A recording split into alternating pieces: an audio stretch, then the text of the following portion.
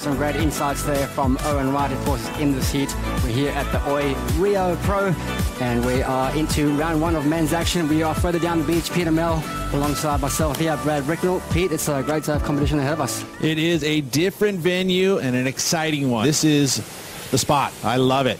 As you can see, a replay here from Owen Wright.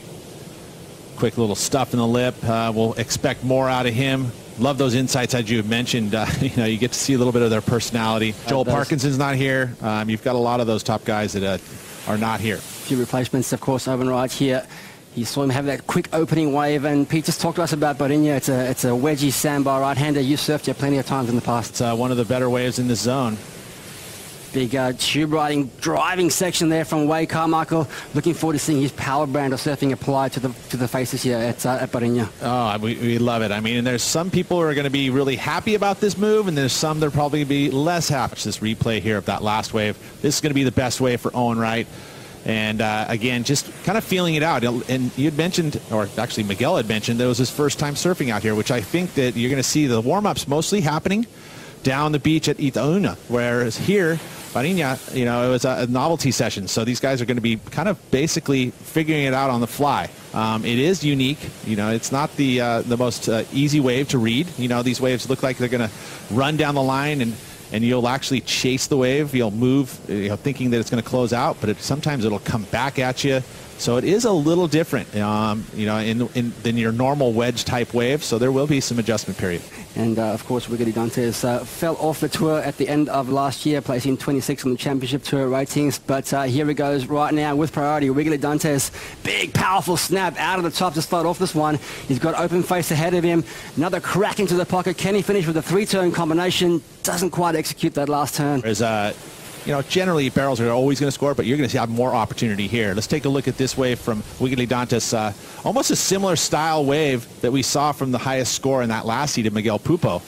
Backhand whips, and this one just didn't have quite the rhythm that we saw from Miguel Pupo. The two turns there for Wiggolly, going to be a limited score, but here we go. Here goes Carmichael with priority, stalling into the barrel section for Carmichael. Requalified at Sunset Beach late last year with power surfing like that. That's a pretty good combination, Pete. Yeah, and you'd have to say his forehand is his strength.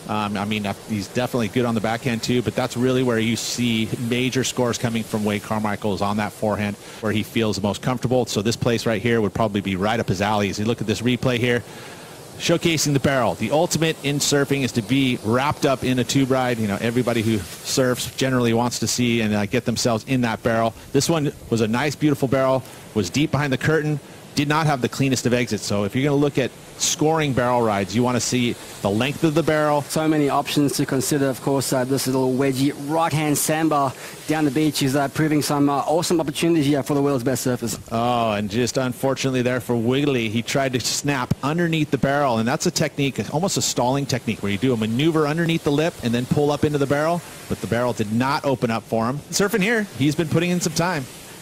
He's been maintaining a pretty low profile, surfing as, Wade Carmichael stringing together a whole bunch of powerfully executed frontside top turns there from Carmichael.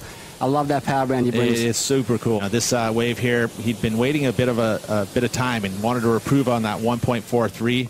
But that attack of the lip, and these are the waves that look the best out here, where they're coming back at you and giving that string of open wall, but also the opportunity to go top to bottom. It's a good point. I think what I liked about that wave, there was no downtime in between the three maneuvers. Just a lot of speed and flow throughout. Here we go, live pictures. Owen Wright with priority. Snaps one, big one under the top there. A lot of spray being kicked up from Owen's board, and he's going to get out in the open face for a third closeout maneuver. That's going to be his second scoring wave locked in. Well, we saw a wave similar to that this morning, the whitewater, and he just drift off. This is the wave I was touching on, about 3 maneuvers from Felipe Toledo for the excellent.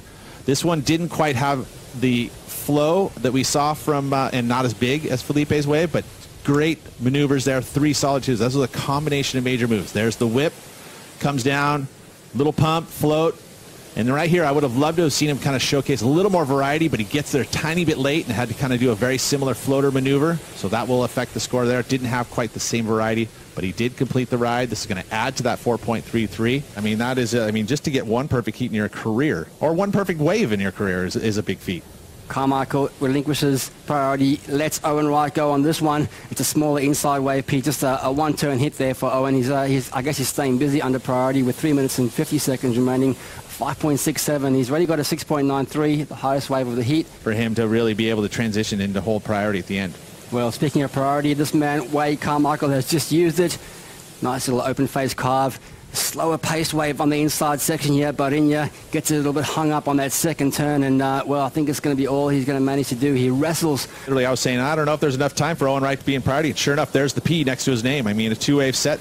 And here we are. Owen is going to get himself an opportunity to see if a set wave comes here as we watch the replay here. I think this was a bit of a mistake in my eyes. On the outside, big hook there by Wiggolly Dantas, fighting hard in this heat. He's in third place, looking for a 7.73. He's out on some open face now. It's a little bit whitewashy. Big snap to finish from the Brazilian.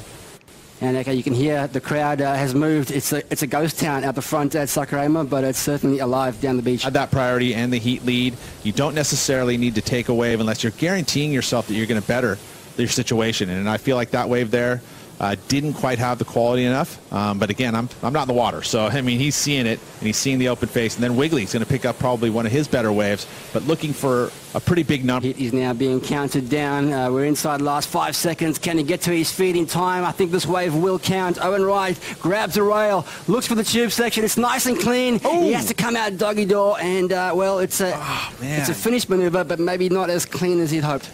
Wow, I mean, that wave did have some intensity to it. It was a smaller one, but it had that intensity. You know, you can see how the ability of this wave, it is so unique. Like, it's just not enough, maybe one maneuver to finish. As we watch, great technique. I mean, he stalls, pulls into the hook. He is in view. You know, you want to see yourself completely disappear from view to really be like a depth in the barrel. Probably not going to be enough for him.